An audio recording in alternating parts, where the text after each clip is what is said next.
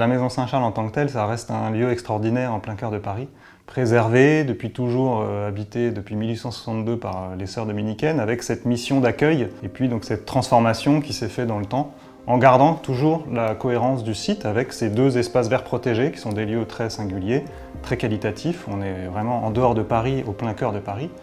On est coupé de l'activité et du bruit de la ville. Donc c'est une maison intergénérationnelle. Ce mot, il a son importance et il a du sens puisque c'est une vraie volonté de la part des sœurs de faire habiter ensemble voilà, des personnes qui n'ont pas forcément aujourd'hui des raisons de pouvoir se croiser, mais essayer de faire constituer une sorte de socle commun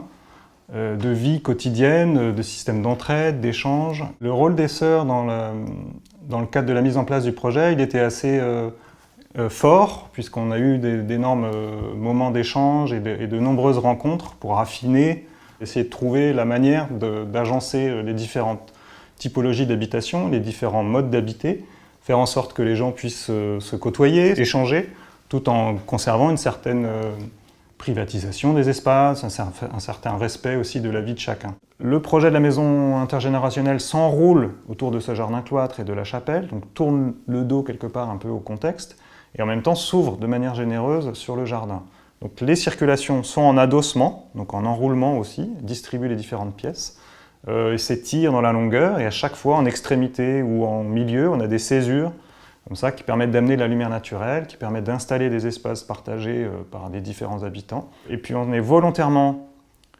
resté dans les gabarits de l'existant pour avoir un impact minimum sur les riverains, et puis ça se raccorde de manière assez logique aussi sur les gabarits sur la rue de Vaugirard, où on a un bâtiment qui vient s'adosser sur les pignons des voisins et qui dégage deux grands porches d'entrée, un pour la maison intergénérationnelle et l'autre pour les logements en accession qui s'implantent en fond de parcelle dans le jardin. Donc à rez-de-chaussée, de plein pied avec le jardin, on a toutes les activités publiques, c'est-à-dire les lieux de rencontre,